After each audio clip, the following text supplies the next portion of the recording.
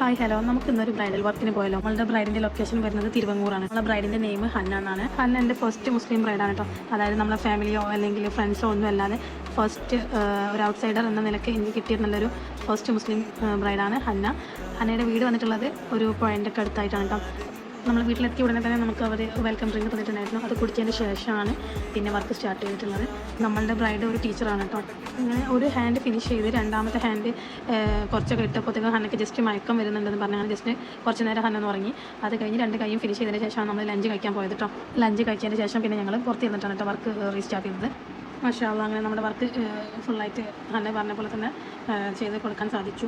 ചില കസ്റ്റമേഴ്സ് വരുമ്പോൾ pure ജെംസാണ്. Customers മാത്രമല്ല അവരുടെ വീട്ടുകാരും ഒക്കെ വളരെയധികം നമ്മുടെ ഇടപഴകണം കാണുമ്പം നല്ല രീതിക്ക് മിങ്കിൾ ചെയ്യുന്ന കാണുമ്പോൾ ഒരു ഔട്ട്സൈഡർ എന്ന ഫീലിംഗ് നമുക്ക് ഉണ്ടാവില്ല. അത്തരത്തിലുള്ള ഒരു കസ്റ്റമർ ആയിരുന്നു നമ്മുടെ ഹന്നയും ഹന്നയുടെ വീട്ടുകാരും.